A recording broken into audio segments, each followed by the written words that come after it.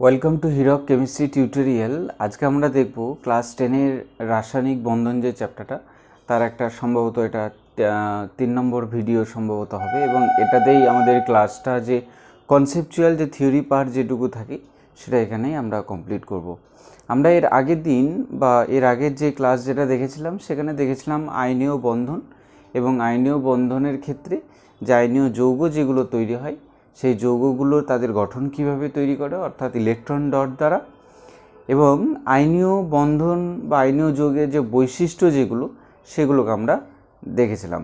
ঠিক একইভাবে আজকে আমরা দেখব সমযোজী যৌগ বা সমযোজী বন্ধন। ক্লিয়ার হলো? তাহলে দেখো, সমযোজী বলতে বোঝায় যে যখন দুটো মৌলের পরমাণু তাদের বাইরের ইলেকট্রনকে সমানভাবে ব্যবহার করবে, আর সমানভাবে ব্যবহারের দ্বারাই তারা অষ্টক বা নিষ্ক্রিয় মৌলের মতো আকার পাওয়ার চেষ্টা করবে। তখন যে বন্ধনটা তৈরি করবে, যে বন্ড তৈরি করবে, সেই বন্ডটাকে আমরা বলবো সমযোজী বন্ধন। সমযোজী বলতে সমানভাবে ইলেকট্রন ব্যবহারের দ্বারা যে বন্ড তৈরি হয় তাকে বলা হবে সমযোজী বন্ধন। ক্লিয়ার হলো? দেখো তোমাদের স্ক্রিনে দেখো, আমি ডেফিনেশন লিখে দিয়েছি, একটু কপি করে নাও। ওকে, তাহলে দেখো আমরা বুঝলাম যে কোনো মৌলের বাইরের কক্ষে, কোনো মৌলের পরমাণুর বাইরের কক্ষের ইলেকট্রন সমানভাবে ব্যবহারের দ্বারা যে বন্ধন তৈরি হবে তাকে বলা হবে সমযোজী বন্ধন। ক্লিয়ার হলো? সমযোজী বন্ধন বেসিক্যালি 3টে টাইপের হয়। একটা সমযোজী এক বন্ধন, সমযোজী দ্বিবন্ধন এবং সমযোজী ত্রিবন্ধন। দেখো,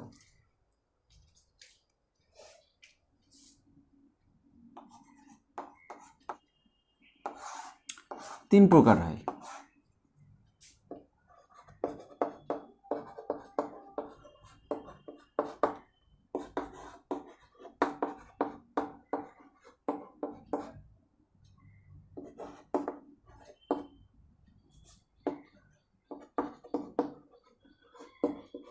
ত্রিবন্ধন। ওকে, তাহলে সমযোজী এক বন্ধন হলো, সমযোজী দ্বিবন্ধন হলো, সমযোজী ত্রিবন্ধন হলো। আমি প্রত্যেকটার কাছে একটা করে এক্সাম্পল লিখে রাখি, তাহলে বুঝতে পারবে, সুবিধা হবে। ধরো হাইড্রোজেন, এটা মানে এটা হয়ে গেল H2, ঠিক। অক্সিজেন, এটার মানে হয়ে গেল O2।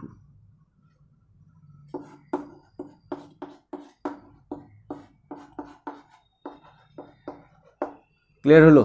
এই চলে গেল আমার 3টে বন্ধন, তাদের এক্সাম্পল। দেখো যে টাইপ যেটা, তার এক্সাম্পলগুলো বোঝো। সমযোজী এক বন্ধন, দেখো একটা বন্ড আছে, এক বন্ধন। যদি বলে সমযোজী এক বন্ধন একটা অণুর উদাহরণ দাও, তাহলে H2 লিখে দেবে। সমযোজী দ্বিবন্ধন, দেখো O2 ডবল বন্ড আছে, তাহলে এটা দ্বিবন্ধন। সমযোজী ত্রিবন্ধন যদি চাই N2, দেখো N আর N এর মধ্যে 3টে বন্ড আছে। এই চলে গেল সমযোজী এক বন্ধন, সমযোজী দ্বিবন্ধন, সমযোজী ত্রিবন্ধন। একটা ইম্পর্টেন্ট একটা জায়গা বলি, যে সমযোজী বন্ধনকে বা সমযোজ্যতা পরিমাপ কিভাবে করা যাবে। সমযোজ্যতা পরিমাপ কিভাবে করা যাবে? দেখো, কোনো মৌলের পরমাণুর বাইরের কক্ষের ইলেকট্রন সমানভাবে ব্যবহারের দ্বারা যতগুলো ইলেকট্রন জোড় তৈরি করবে সেটাই হবে তার সমযোজ্যতা। বোঝা গেল? কোনো মৌলের পরমাণুর বাইরের কক্ষের ইলেকট্রন সমানভাবে ব্যবহারের দ্বারা যতগুলো ইলেকট্রন জোড় তৈরি করবে সেটাই হবে তার সমযোজ্যতা। ক্লিয়ার হলো?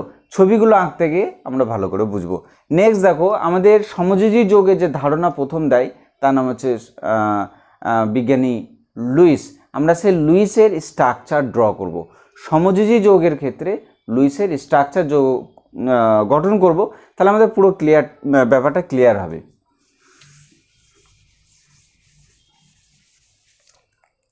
দেখো, প্রথম হচ্ছে আমরা দেখব কার, H2O প্রথম দেখব। আচ্ছা, হাইড্রোজেনে করেছিলাম, হাইড্রোজেনেরটা আগে দেখি। দেখো, এগুলো করতে গেলে আমার প্রথম কাজ হচ্ছে যে ইলেকট্রন বিন্যাস করা, পরমাণুর ইলেকট্রন বিন্যাস করা। তাহলে দেখো, হাইড্রোজেনের ইলেকট্রন বিন্যাস যদি করা হয়, তাহলে হাইড্রোজেনের বাইরেতে একটা ইলেকট্রন থাকে, ওর একটা ইলেকট্রন, বাইরে একটা ইলেকট্রন থাকবে। ক্লিয়ার হলো? তাহলে হাইড্রোজেন তো অষ্টকপূর্ণ করতে পারবে না, ও তো দ্বৈত সূত্র মেনে চলে, অর্থাৎ বাইরের কক্ষে দুটো ইলেকট্রন রাখার চেষ্টা করে। হাইড্রোজেনের থাকে তো একটা ইলেকট্রন, তার তো 8টা করা সম্ভব নয়। তাহলে তার কাছাকাছি নিষ্ক্রিয় মৌল মানে হিলিয়াম, যার দুটো ইলেকট্রন থাকে, সেই জন্য হিলিয়ামকেই ফলো করে।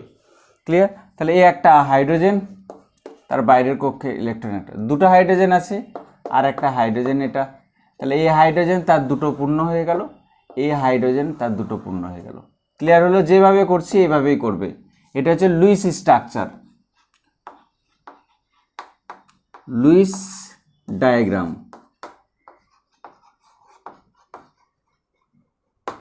Luis diagram. ক্লিয়ার? তাহলে দেখো এখানে দেখো হাইড্রোজেন তার একটা ইলেকট্রন আর এই হাইড্রোজেন তার একটা ইলেকট্রন নিয়ে দুটো ইলেকট্রন, তার মানে একটা জোড় তৈরি করেছে। তাহলে একটাই দুটো ইলেকট্রন মানে একটা জোড়, আর দুটো ইলেকট্রন দিয়ে সবসময় একটাই বন্ড তৈরি হবে। দুটো ইলেকট্রন দিয়ে একটা বন্ড, দুটো ইলেকট্রন দিয়ে একটা বন্ড, দুটো ইলেকট্রন দিয়ে একটা বন্ড, বারবার মনে রাখো। তাহলে কি হলো? হাইড্রোজেন দুটো ইলেকট্রন মানে একটা বন্ড, আর এই হাইড্রোজেন হয়ে গেল লুইস স্ট্রাকচার কার? H2। নেক্সট একটা দেখো H2O। তাহলে H2O দেখো এখানে হাইড্রোজেন আছে দুটো, অক্সিজেন আছে একটা। যার সংখ্যা কম থাকবে তাকে মাঝে রাখবে, বাকি যাদের সংখ্যা বেশি তাদেরকে সাইডে রাখবো। কথাটা বোঝা গেল? যার সংখ্যা কম তাকে রাখবো মাঝে, যাদের সংখ্যা বেশি তাদেরকে রাখবো সাইডে। তাহলে এখানে দেখো, এখানে যে হাইড্রোজেন H2 আছে, এখানে হাইড্রোজেনের ইলেকট্রন বিন্যাস কত? 1। তাহলে অক্সিজেনের ইলেকট্রন বিন্যাস করতে হবে। অক্সিজেন মানে হচ্ছে 8, তার মানে হচ্ছে 2 আর 6। ক্লিয়ার? তাহলে অক্সিজেনকে বাইরের কটা ইলেকট্রন করতে হবে? আছে 6টা, করতে হবে 8টা, তাহলে দুটো ইলেকট্রনের দরকার। হাইড্রোজেনের বাইরে কটা আছে? একটা থাকে, ওকে কি করতে হবে? ওকে দুটো করতে হবে, তাহলে ওরও দরকার একটা। তাহলে এখানে কি করবে? সমযোজীর ক্ষেত্রে কেউ কাউকে ইলেকট্রন দেবে না, কেউ গ্রহণও করবে না, কেউ বর্জনও করবে না, কেউ ক্যাটায়নও তৈরি হবে না, কেউ অ্যানায়নও তৈরি হবে না। দুজনেরই ইলেকট্রন সমান ইলেকট্রন। আমি যদি একটা ইলেকট্রন দিই, আমার সামনে যার সঙ্গে বন্ড করব তাকেও একটা ইলেকট্রন দিতে হবে। এরকম নয় যে আমি দুটো দেবো সে একটা দেবে, হবে না। আমি যদি 3টে দিই তাকেও 3টে দিতে হবে। তাহলে দেখো, যার সংখ্যা কম তাকে মাঝে এখানে। অক্সিজেনের কটা ইলেকট্রন? 6টা, 1 2 3 4 5 6। ক্লিয়ার হলো? হাইড্রোজেন দুটো, এ একটা হাইড্রোজেন তার একটা ইলেকট্রন, এ একটা হাইড্রোজেন তার একটা ইলেকট্রন। তাহলে হাইড্রোজেন তো দুটো করার ইচ্ছা আছে, দুটো করে নিয়েছে। আর অক্সিজেন কটা করার ইচ্ছা? 8টা। দেখো 1 2 3 4 5 6 7 8। এই হাইড্রোজেন অক্সিজেনের একটা ইউজ করছে, অক্সিজেনের একটা ইউজ করছে। এই হাইড্রোজেন এই অক্সিজেনের একটা ইলেকট্রন ইউজ করছে, এই অক্সিজেনও হাইড্রোজেনের একটা ইলেকট্রন ইউজ করছে। তাহলে কি হলো? তাহলে অক্সিজেন এখানে লোন পেয়ারগুলো দিয়ে দিলাম এখানে, ঠিক। আর এখানে দেখো দুটো ইলেকট্রন মানে কটা বন্ড? একটা বন্ড। দুটো ইলেকট্রন মানে একটা বন্ড। যে ইলেকট্রনগুলো সমানভাবে ব্যবহার হবে, তোমরা আবার ভেবে নিও না যে স্যার এখানেও তো দুটো ইলেকট্রন আছে, না, এগুলো তো বন্ডিংয়ে শেয়ার হয়নি, এটা তো অক্সিজেনের কাছেই রেখেছে। এই ইলেকট্রনগুলো তো হাইড্রোজেন ইউজ করতে পারছে না, তাই না? ওগুলো তো শেয়ার হয়নি, তাই না? তাহলে এটা চলে গেল H2 এর ক্ষেত্রে। এখানে একটা জিনিস বলি, যে ইলেকট্রনগুলো সমযোজী বন্ধন গঠনে অংশগ্রহণ করে, কথাটা বোঝা গেল, তাদের বন্ধন ইলেকট্রন বলা হয়। আর যারা সমযোজী বন্ধন গঠনে অংশগ্রহণ করে না, তাদের নিঃসঙ্গ ইলেকট্রন বলা হয়, বা নিঃসঙ্গ ইলেকট্রন জোড় বলা হয়। দেখো এই দুটো বন্ধন ইলেকট্রন, এই দুটো বন্ধন ইলেকট্রন, তাহলে এখানে টোটাল বন্ধন ইলেকট্রন জোড় আছে দুটো, এই একটা, এই একটা। ক্লিয়ার? আর যেসব ইলেকট্রন বন্ধন গঠনে তো অংশগ্রহণ করছে না, এই ইলেকট্রনগুলো বন্ধন গঠনে অংশগ্রহণ করেনি, এদেরকে নিঃসঙ্গ ইলেকট্রন বলা হয়। এগুলোকে আমি এখানে দাগ দিয়ে লিখে দিচ্ছি, এটাকে নিঃসঙ্গ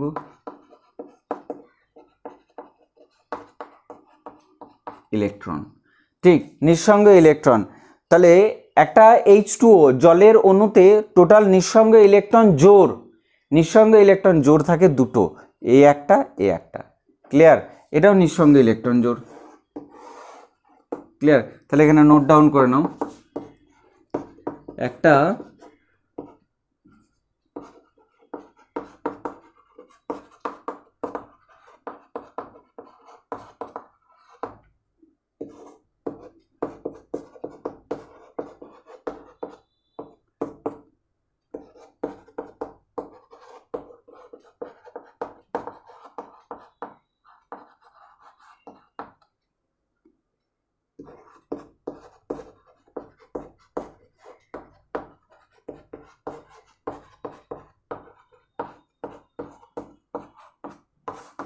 বোঝা গেল? একটা জলের অণুতে অক্সিজেন পরমাণুর ওপর নিঃসঙ্গ ইলেকট্রন জোড় থাকে কটা?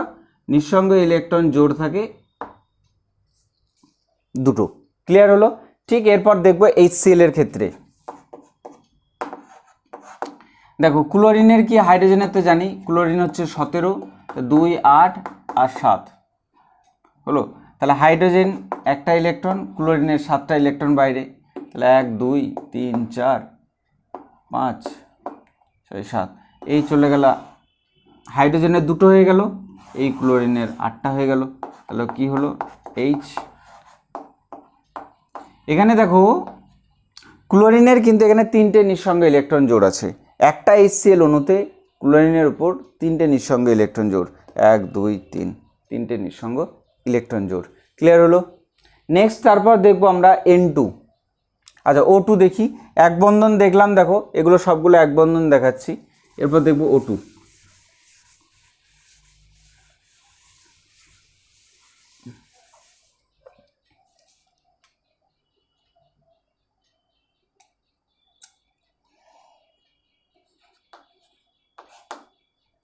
অক্সিজেন হচ্ছে 8, তাহলে 2 আর 6, তাহলে এ একটা অক্সিজেন, এ একটা অক্সিজেন। অক্সিজেনের বাইরে 6টা ইলেকট্রন, 1 2 4 5 6, এটাকে এখানে দেবো না, এটাকে এখানে দিয়ে দিই, এই দুটোকে এখানে দিলাম। এই চলে গেল অক্সিজেনের। তাহলে দেখো এই অক্সিজেনের 6টা আছে, এই দুটোকে যদি শেয়ার করে তাহলে অক্সিজেনের 8টা হয়ে গেল। এই অক্সিজেনের 6টা ছিল, এই দুটোকে যদি শেয়ার করে তাহলে 8টা হয়ে গেল। তাহলে অক্সিজেনের হয়ে গেল O ডবল বন্ড। এমন একটা অণুর উদাহরণ দাও, যে ডবল বন্ড করতে পারে। তাহলে O2 হচ্ছে একটা অণুর উদাহরণ যে ডবল বন্ড করতে পারে। যদি জিজ্ঞাসা করে O2 অণুতে অক্সিজেন পরমাণুর ওপর কটা নিঃসঙ্গ ইলেকট্রন জোড় থাকে, অক্সিজেন পরমাণুর ওপর এ একটা অক্সিজেন পরমাণু, এ একটা অক্সিজেন পরমাণু, একটা অক্সিজেন পরমাণুর ওপর দুটো নিঃসঙ্গ ইলেকট্রন জোড় থাকে। যদি কোশ্চেন করে যে O2 অণুতে টোটাল কত, O2 অণুতে নিঃসঙ্গ ইলেকট্রন জোড়ের সংখ্যা কত, O2 অণুতে নিঃসঙ্গ ইলেকট্রন জোড়ের সংখ্যা কত O2 অণুতে, তাহলে এখানে O2 অণু মানে দুটো পরমাণু নিয়ে, তাহলে এখানে থাকে দুটো, এখানে থাকে দুটো, 4টে। কিন্তু O2 অণুতে অক্সিজেন পরমাণুর ওপর যদি বলে তাহলে হবে দুটো। ক্লিয়ার হলো? নেক্সট আমরা দেখব N2। আমরা সিঙ্গেল বন্ড দেখলাম, এবার দেখব ট্রিপল বন্ড।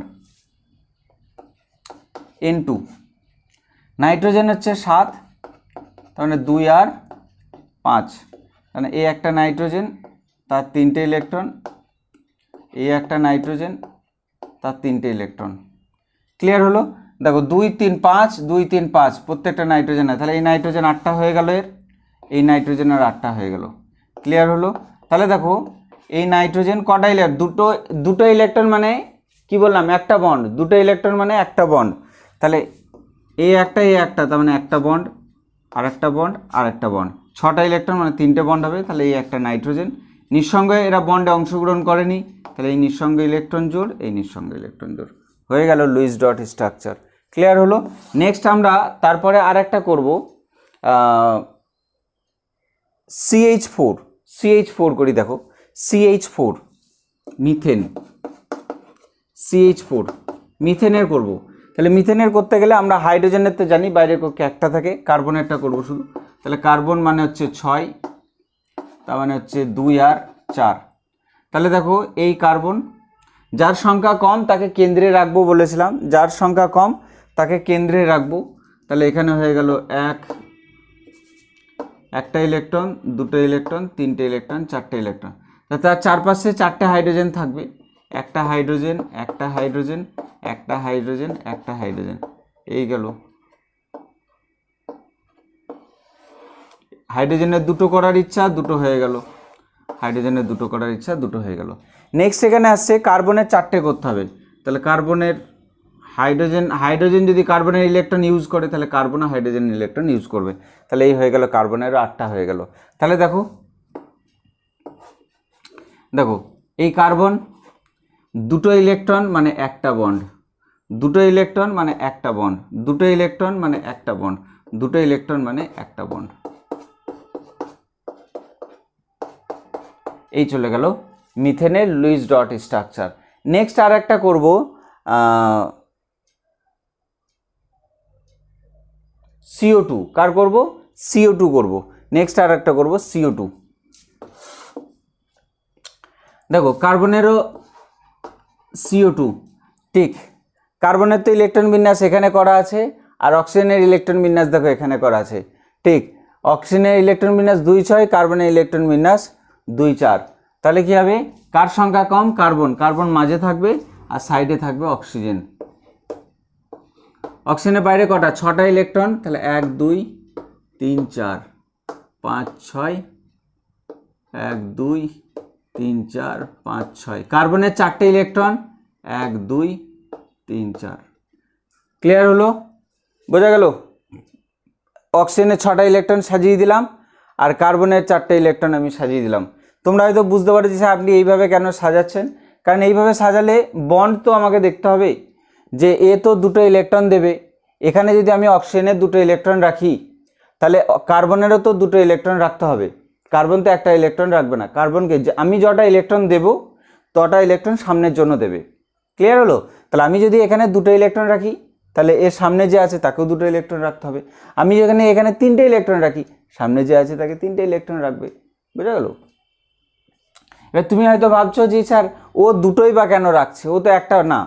দেখো 6 আছে না, এর কটা দরকার? 2টো দরকার, সেজন্য তো ও তো 2টোই রাখবে। ও 2টো রাখবে আর 2টো ওখান থেকে পাবে, তাহলে হয়ে গেল। বোঝা গেল? যার যটা দরকার তটা এখানে রাখবে। তাহলে এখানে হয়ে গেল অক্সিজেনের কমপ্লিট হয়ে গেল এটা। Carbon double bond double bond, এই চলে গেল লুইস স্ট্রাকচার। ক্লিয়ার হলো? সবারই 8টা হয়ে গেল। দেখো কার্বনের 8টা, অক্সিজেনের 8টা, সবারই 8টা। কার্বন ডাই অক্সাইডে একটা অক্সিজেনের উপরে 2টো লোন পেয়ার থাকে। কার্বন ডাই অক্সাইড অণুতে মোট লোন পেয়ারের সংখ্যা হচ্ছে 4টে, কারণ একটা অক্সিজেনে 2টো থাকে, তাহলে 2টো অক্সিজেনে 4টে থাকবে। ক্লিয়ার হলো? ঠিক, আর একটা দেখি PCl5।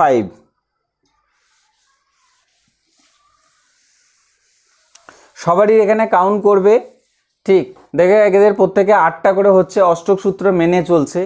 PCl3 দেখি লাস্ট আর একটা। ফসফরাস, ফসফরাস মানে হচ্ছে 15, তার মানে 2 8 আর 5। আর ক্লোরিন 17, তার মানে 2 8 আর 7। তাহলে দেখো একে কটা রাখতে হবে? সাইডে 3টে রাখতে হবে।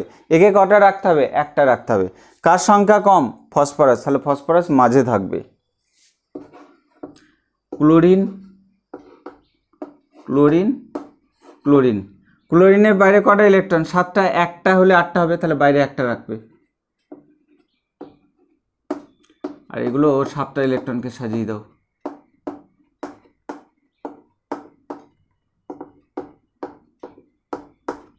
হলো? আর ফসফরাসের বাইরে কটা? 5টা ইলেকট্রন, তখন 3টে দরকার, তাহলে বাইরে 3টে রাখবে। এই একটা, এই হয়ে গেল ক্লোরিনে 8টা, আর এই ফসফরাসের হয়ে গেল কটা? বোঝা গেল? ফসফরাসের কটা হলো? 5টা। আচ্ছা 1 2 3, আর এখানে বোঝা গেল? ফসফরাসে 8টা হয়ে গেল। ফসফরাসে 3টে 5টা ইলেকট্রন গুনে নাও, এই একটা, এই একটা, আর এই একটা, আর এই দুটো, তাহলে 1 2 3 4 5। বোঝা গেল? ফসফরাসে 5টা ইলেকট্রন, 5টা ইলেকট্রনের মধ্যে 3টে ইলেকট্রন একটা করে ক্লোরিনকে দিয়েছে, আর 2টো লোন পেয়ার। ক্লিয়ার হলো? তাহলে একটা লোন পেয়ার আছে, আর লোন পেয়ার ইলেকট্রন 2টো, লোন পেয়ার ইলেকট্রন জোড় হচ্ছে একটা। ঠিক, তাহলে এখানে দেখো, তাহলে দেখো এই ফসফরাস গেল, এই চলে গেল ক্লোরিন, এই চলে গেল ক্লোরিন, আর এই চলে গেল ক্লোরিন, আর এই হলো লোন পেয়ার। ক্লিয়ার হয়ে গেল ফসফরাস PCl3। নেক্সট আর একটা দেখবো C2BF3 দেখি। কি দেখবো? BF3 দেখি। আচ্ছা, এটা ফসফরাস ছিল, এটা ক্লোরিন ছিল, আমরা করছিলাম কার? PCl3। আচ্ছা BF3 দেখবো। BF3-তে বোরন হচ্ছে 5, তাহলে 2 আর 3, আর ফ্লোরিন হচ্ছে 9, 2 আর 7।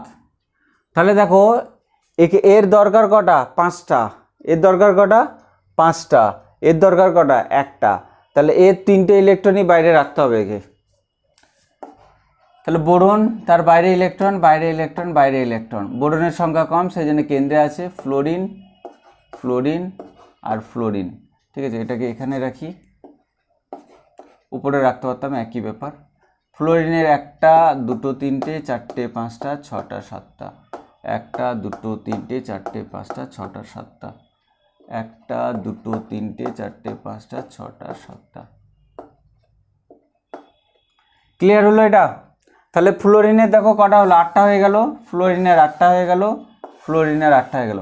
বোরনের দেখো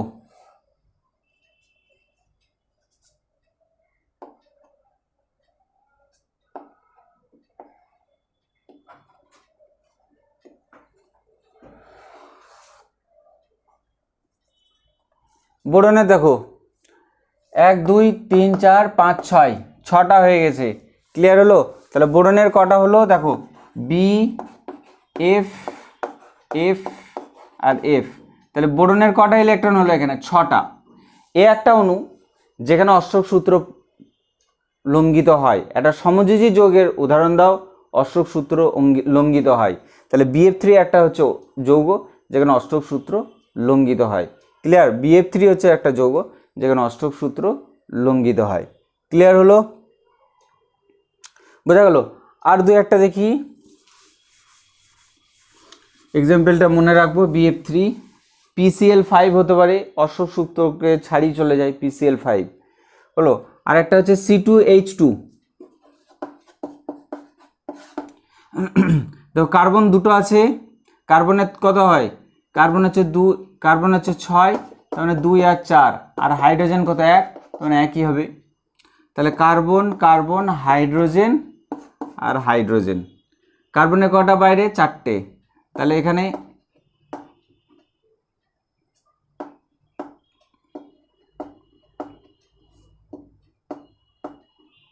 হলো,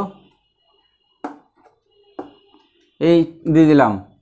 কার্বনের 3টে 4টে, 3টে 4টে, হাইড্রোজেনের এই হয়ে গেল 2টো, হাইড্রোজেনের এই হয়ে গেল 2টো, আর এই কার্বনের, এই কার্বনটার 2টো, এইটা দেখো 6 আর 2 8, এই কার্বনটার এবার হয়েছে। বুঝতে পারলাম? দেখো এটা হাইড্রোজেনের 2টো, এই কার্বনে দেখো 6টা আর 2টো 8টা। এই কার্বনটার দেখো এই গোলটার ভিতরে কটা ইলেকট্রন আছে? 1 2 আর 6, 8টা হয়ে গেল, এই হাইড্রোজেন হয়ে গেল। দেখো নেক্সট, তারপর দেখো এই হাইড্রোজেন দিলাম, কটা ইলেকট্রন দেখতে পাচ্ছি? 2টো, তার মানে একটা বন্ড। তারপর কাকে দেখতে পাচ্ছি? কার্বন। কটা ইলেকট্রন দেখতে পাচ্ছি এখানে? 6টা, তার মানে 3টে বন্ড। কটা দেখতে পাচ্ছি? কার্বনকে। তারপর কটা ইলেকট্রন? একটা। কে আছে এখানে? হাইড্রোজেন। ব্যাস হয়ে গেল। কথাটা বোঝা গেল? ত্রিবন্ধন এখানে আছে এখানে। ক্লিয়ার হলো? ঠিক। এখানে আর একটা বলে দিই তোমাদেরকে, একটা কথা বলি। আমি শুধু আজকের ক্লাসে গঠনগুলো কিভাবে হয় সেগুলোকে দেখালাম। আর একটা দেখাই, NH3 দেখাই, NH3 দেখাই।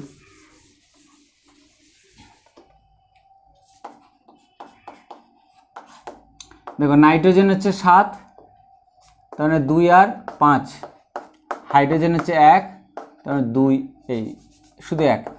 ঠিক। সমযোজীর ক্ষেত্রে লুইস স্ট্রাকচার হয়, সমযোজীর ক্ষেত্রে লুইস স্ট্রাকচার হয়। আর সমযোজী তারাই করতে পারে যারা অধাতু হয়, অধাতুগুলোই সমযোজী করতে পারে। ক্লিয়ার হলো? অনেক স্টুডেন্ট পারে না বলতে যে কোনটা সমযোজী যৌগ কোনটা অসমযোজী যৌগ। একদম সিম্পল, যে দেখবো ধাতু অধাতু নিয়ে তৈরি হয়েছে সেটা হবে আয়নীয় যৌগ বা তড়িৎযোজী যৌগ, আর যেটা দেখবো দুটোই তোমার অধাতু নিয়ে তৈরি হয়েছে সেটাকে আমরা বলবো সমযোজী যৌগ। যদি দুটোই অধাতু হয় তাহলে সমযোজী, আর যদি একটা ধাতু আর একটা যদি অধাতু হয় তাহলে সেটা হবে আয়নীয় বা তড়িৎযোজী যৌগ।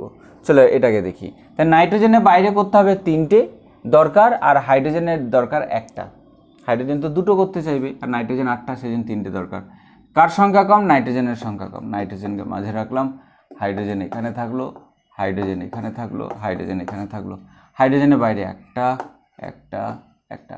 নাইট্রোজেনের বাইরে 5টা, 1টা, 2টো, 3টে। ক্লিয়ার হয়ে গেল?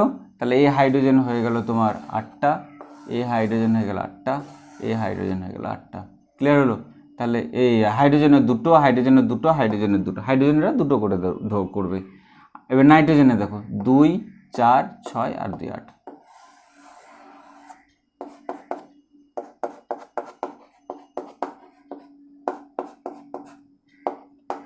এই হাইড্রোজেনটাকেও নিচেও লিখতে পারতে।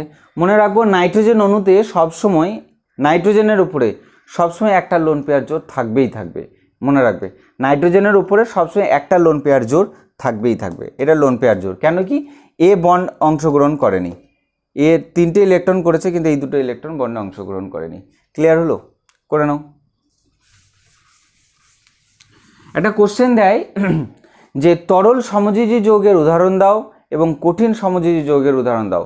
এটা হচ্ছে তরল সমযোজী যৌগের উদাহরণ, আর একটা হচ্ছে কঠিন সমযোজী যৌগের উদাহরণ। যদি তরল সমযোজী যৌগের উদাহরণ যদি বলতে হয়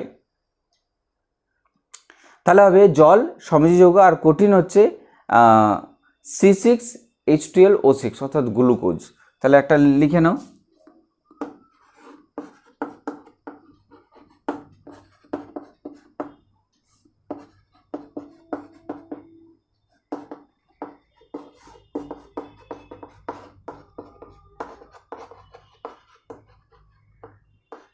জল যার ফর্মুলা হলো H2O।